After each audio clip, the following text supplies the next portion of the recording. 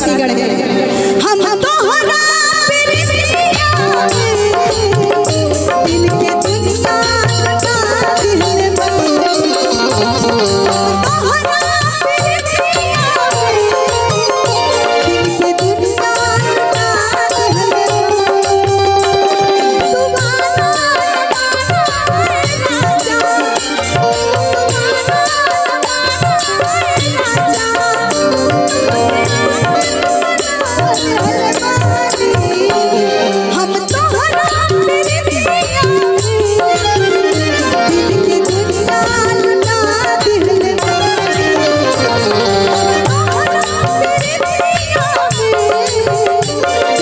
के दुनिया लगा दिल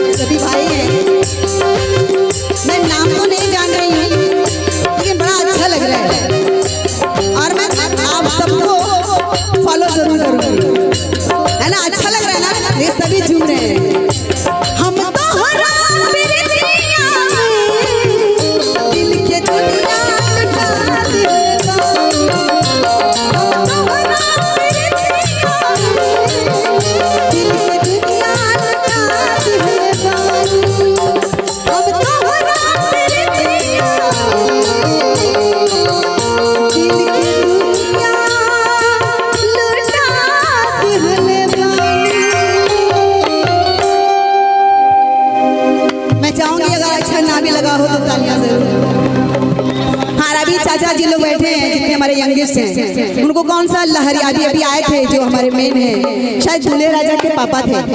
उन्होंने कहा कि कौन थे, मैंने पहचाना तो नहीं, लेकिन थे हमारे मेन ही थे, इस परिवार के वो मुख्य ही थे। उन्होंने कहा इंदू जी मच्छरदानी एकदम हिला दीजिए। मैंने बोला बिल्कुल, मैं मुंबई में रहती हूँ और मेरे इतने सारे गाने आप लोग सुपर हिट करते हैं, फिल्म चले ना चले। और अभी सर ऐसी विडंबना है कि भोजपुरी फिल्म का जो बेड़ा गर्क हो गया है। सोचिए फिल्म से जाकर वापस एल्बम में कूद पड़े, सारा सिनेमा हॉल एकदम ठप पड़ा है। अभी हम लोग रास्ते से आ रहे थे, हाय हाय हाय, एक समय था जब मेरे गाने बजते थे तो लोग कुर्सियां तोड़ देते थे। अभी सिनेमा हॉल को कोई पूछ नहीं रहा है, क्या करें, बट कोई नहीं, आप लोग का दुआ प्यार है। तो लहरिया लूटे राजा कौन कौन सुने हैं? जियो मेरे शेर चाचा, आप भी सुने हैं लहरिया लूटे राजा, है ना? हाँ, अभी देखिए धीरे धीरे अभी कैसे सब गरमाते हैं।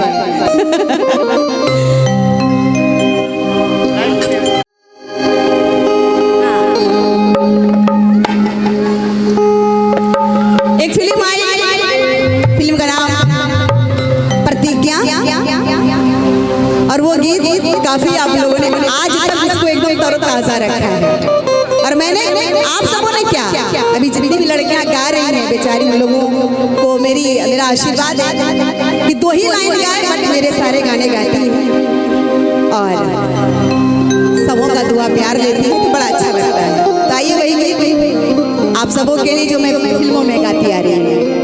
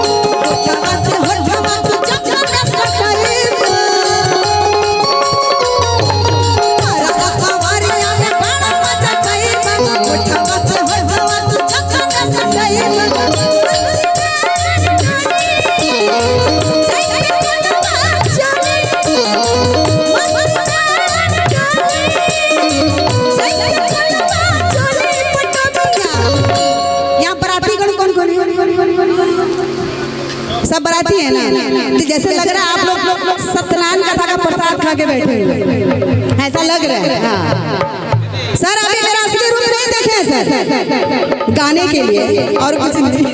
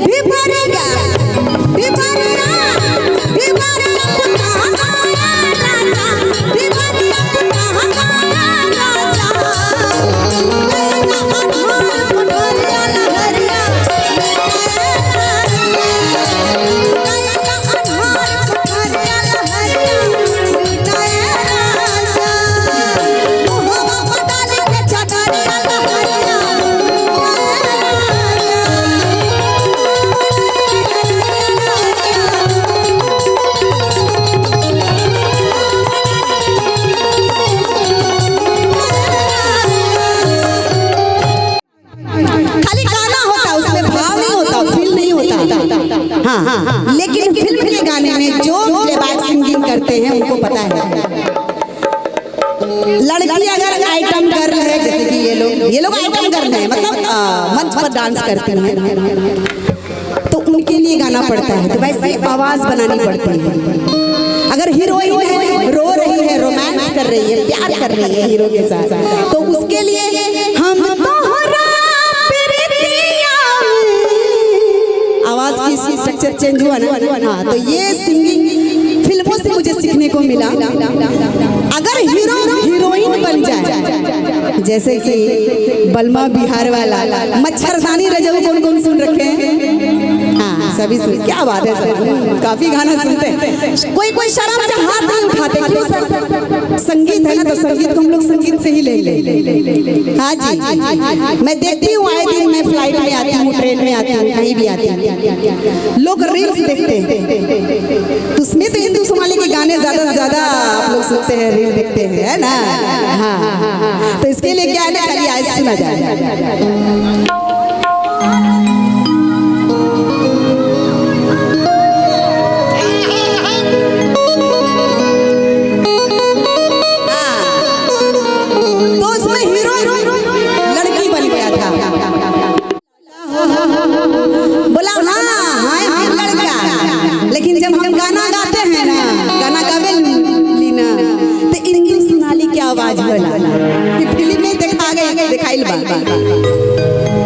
तो चलिए आज वही गाना रउआ सब खातिर।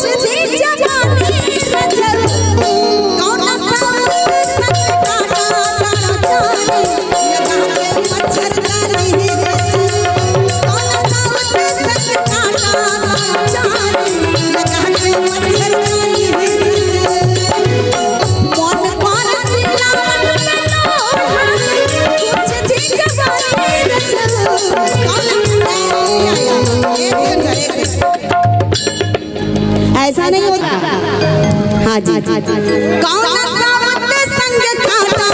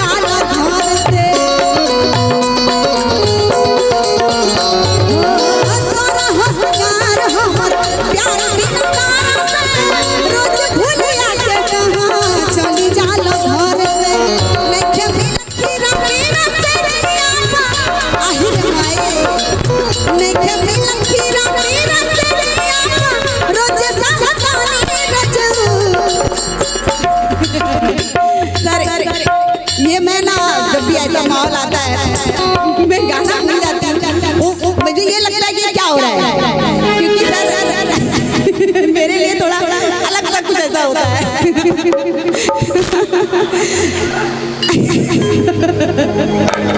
दूल्हा के भाई में आ रहा तेरी तब इनके लिए भी गाना भी मैं गाने वाली हूँ।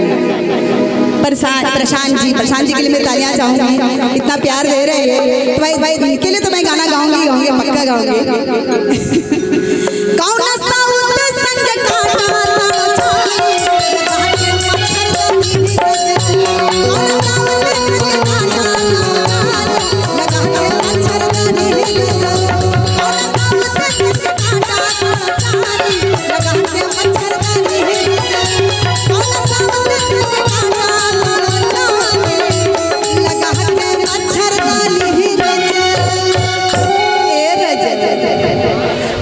थैंक यू बहुत बहुत शुक्रिया। देखिए आज पहली बार